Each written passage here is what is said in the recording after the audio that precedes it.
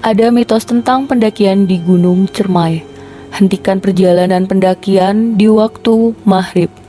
Saya baru dengar mitos itu setelah kejadian-kejadian yang saya alami ini terjadi. Jadi sebelumnya saya tidak tahu soal mitos tersebut. Kejadiannya waktu itu sekitar pukul setengah 6 sore menjelang maghrib.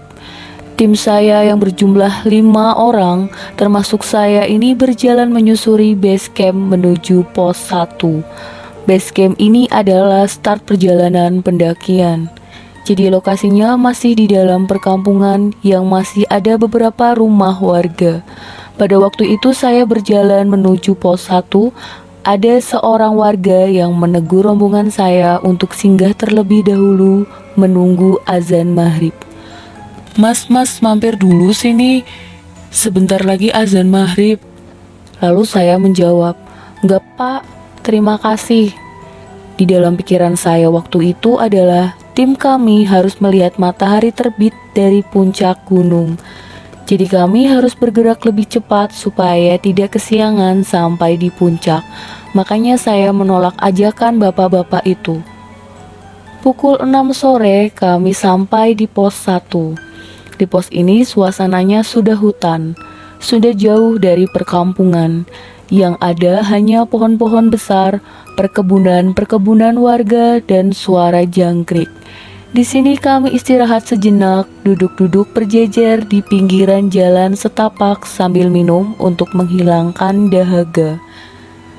Setelah 5 menit kami istirahat, perjalanan pun dilanjutkan dengan memegang senter yang sudah kami persiapkan karena waktu itu langit sudah mulai redup hampir gelap.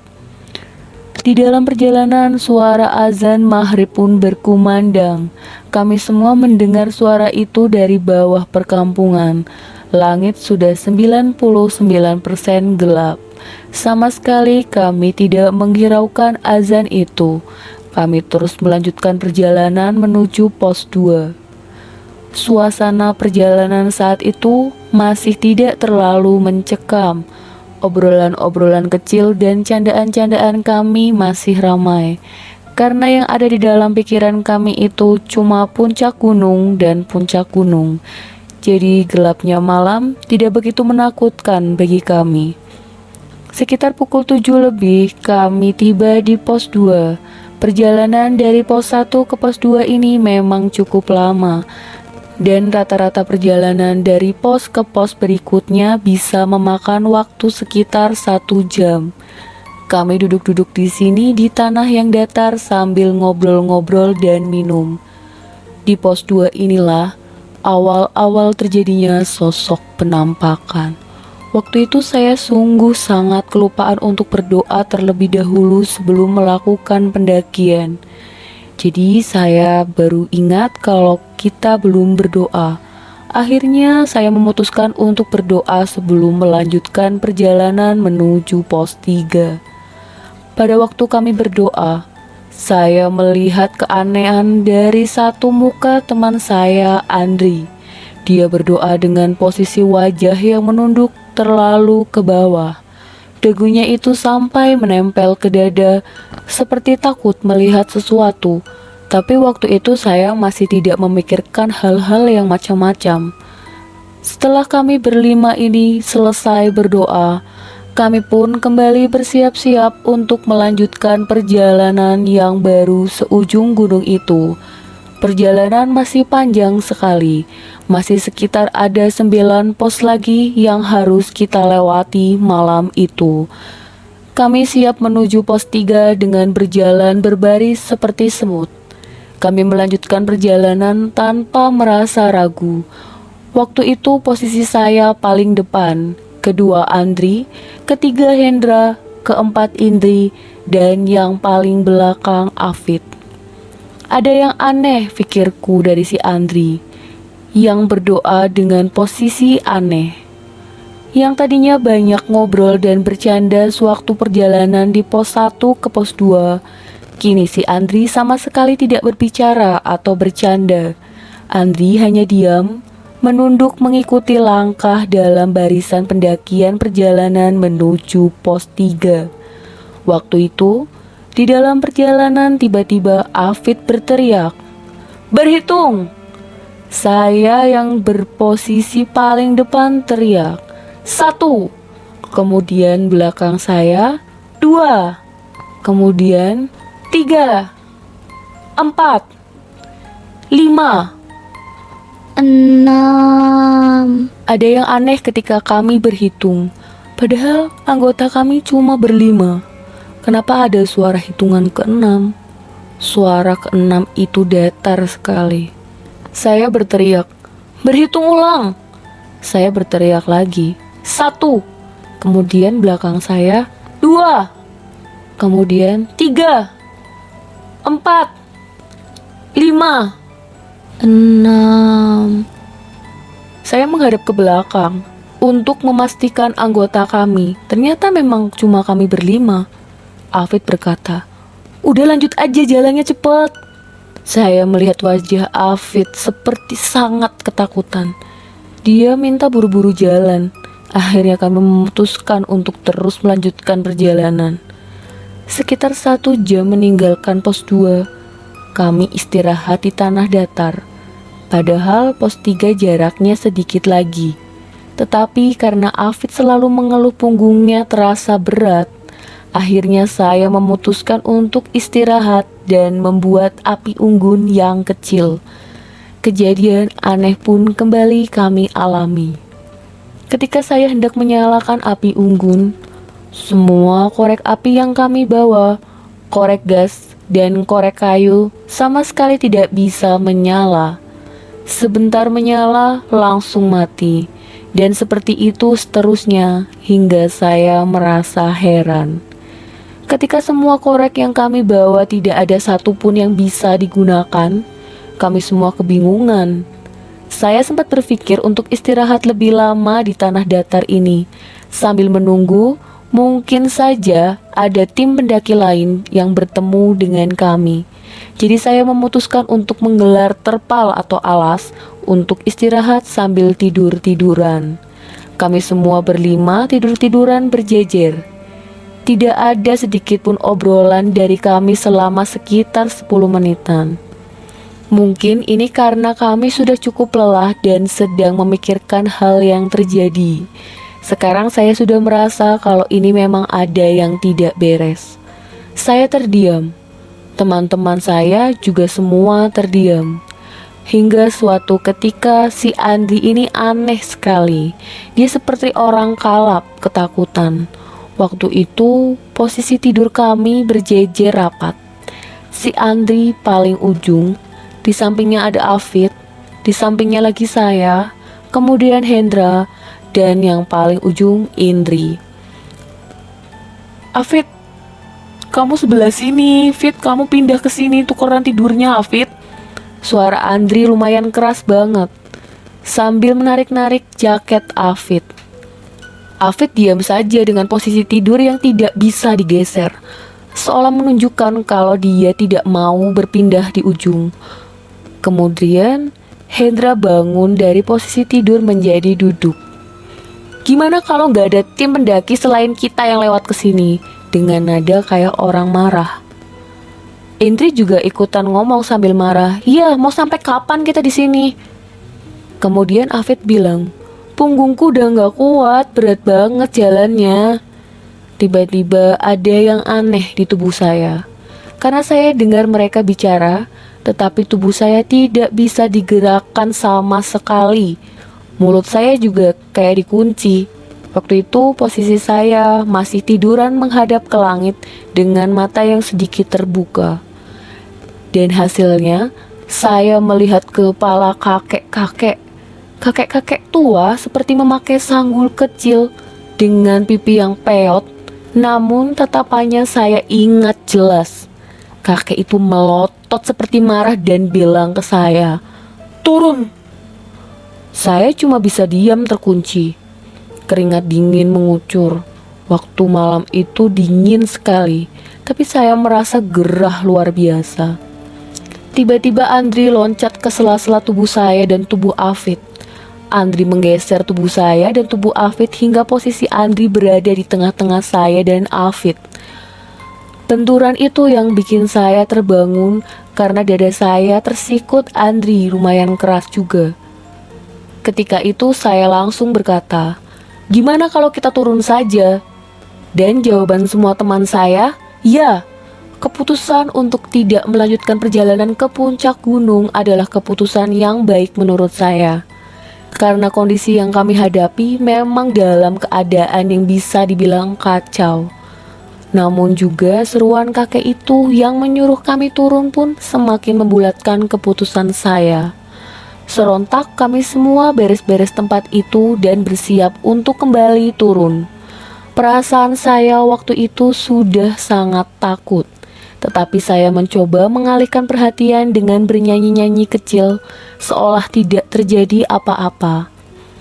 Baru beberapa menit kemudian setelah kami berjalan turun, kakek-kakek itu muncul lagi.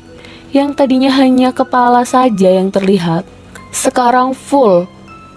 Dia muncul di depan jalan. Kakek itu tidak berjalan di jalur pendakian, tetapi memotong jalur di depan jalan yang ingin kami lewati. Sontak saja saya langsung menunduk, tidak berani melihat ke depan. Posisi saya paling depan, tapi saya tidak berani melihat ke depan. Saya juga tidak berani melihat ke samping kanan atau kiri. Kalau saya lihat ke arah itu, sudah pasti penampakanlah yang saya lihat. Dan kalau saya lihat terus makhluk-makhluk itu, yang terjadi hanyalah kepanikan yang luar biasa. Waktu itu saya terus berjalan di jalan setapak itu. Saya hanya menyoroti kaki saya. Saya berjalan menunduk terus. Saya juga berseru ke semua teman-teman saya untuk terus lihat ke bawah dan lihat kaki teman yang di depannya. Hingga pada saat itu, sekitar beberapa meter lagi kami sampai di pos 2. Alangkah leganya perasaan saya karena saya melihat ada tim pendaki lain yang bersinggah di gubuk pos 2 itu. Di pos 2 ini memang terdapat gubuk kecil yang ada tempat duduk lebarnya. Jadi kami mempercepat langkah kaki ini untuk bergabung dengan tim pendaki lain. Tapi tiba-tiba saja, sewaktu saya sudah semakin dekat dengan gubuk itu, saya tidak melihat apa-apa. Jadi sekarang saya berlari dengan langkah kaki kecil. Otomatis semua teman-teman saya mengikuti saya. Disinilah rasanya kami semua sudah tidak peduli lagi dengan kondisi jalan menurun. Begitunya ada turunan, langsung saja selorok-selorok seperti main selorokan di TK. Akar yang menjulang, batu yang terjal kena tubuh saya tidak peduli. Yang saya pikir waktu itu cuma cepat sampai perkampungan. Penampakan orang nongkrong di pinggir jalan setapak pun kami tidak pedulikan. Ada sekelebat bayangan tidak kami pedulikan, selama makhluk itu tidak menghalangi jalan setapak yang kami lalui. Setelah 1 jam kita lewati semua itu, kami merasa sudah semakin dekat dengan perkampungan warga. Tapi saya merasa badan ini seperti capek sekali. Tapi kami tidak berhenti. Kami terus melanjutkan perjalanan hingga suatu yang aneh pun terjadi. Beberapa teman saya melihat sosok misterius berada di depan jalan kami, dan ketika kami semakin dekat, tiba-tiba, hembusan anginnya itu terasa sekali dengan sudah tidak adanya makhluk gaib yang mengikuti kami. Setelah kami memutuskan turun gunung, di jalan turun itu memang banyak sekali yang tidak bisa saya jelaskan. Kami semua memang takut bukan main. Sekitar beberapa menit kami turun menelusuri jalan setapak itu. Saya bertemu jalan yang bercabang seperti membentuk huruf Y. Stop bro, teriak saya sambil berhenti. Saya bingung ke kiri atau ke kanan. Saya sorot pakai senter jalan kiri dan jalan kanan. Dalam kebingungan, kakek itu muncul berjalan memotong jalan sebelah kanan, berjalan dengan muka yang melirik ke posisi kami. Yang jelas melihat sosok kakek ini di baris paling belakang. Waktu itu posisi saya paling depan. Jadi saya melihat sedikit saja langsung menundukkan wajah agar tidak terlalu fokus, jadi saya tidak terlalu takut. "Belok kiri aman," teriak saya. Terus teman saya yang paling belakang itu menjawab, "Aman bro." Kami semua pun melanjutkan perjalanan turun hingga akhirnya kami sampai di perkampungan warga. Semua yang kami alami dan terjadi itu tidak luput dari tangan Tuhan. Dan menurut saya, kakek itu menyuruh kami turun karena persiapan kami tidak dipersiapkan dengan matang.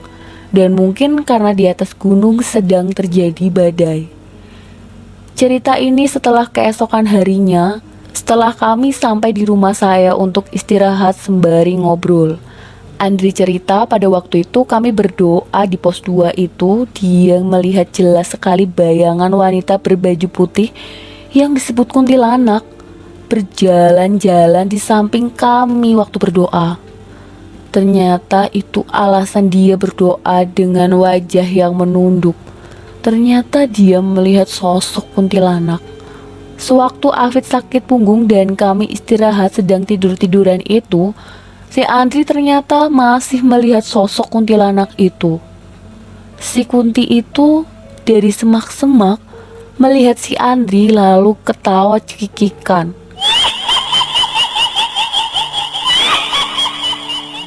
Si kuntilanak itu yang membuat dia sangat ketakutan. Sedangkan si Afid kenapa dia diam saja, tidak bisa menjawab iya, dan tidak bisa sama sekali berpindah tempat dengan Andri. Itu karena Afid melihat sesosok misterius tiduran di samping Andri. Sedangkan posisi Andri itu sudah di paling ujung. Lalu siapakah sosok misterius itu? Sosok misterius itu hanya Afid yang melihatnya. Sedangkan sosok kakek itu tidak cuma saya yang lihat. Perlu kalian tahu, pada saat kejadian-kejadian itu berlangsung, kami semua memang tidak bercerita dengan yang lainnya. Semuanya saling diam menyembunyikan keganjilan, termasuk saya. Waktu itu saya tidak bisa bercerita kalau saya mengalami kejadian ganjil. Barulah setelah kami selesai pendakian, semua saling cerita dan saling nyambung. Setiap orang dari kami memiliki versi keganjilan yang berbeda-beda. Itu juga yang saya syukuri. Coba kalau pas kejadian itu saya cerita satu sama lain, mungkin kami akan panik semua dan entah apa yang terjadi kalau kami semua panik di hutan gunung waktu malam mencekam itu.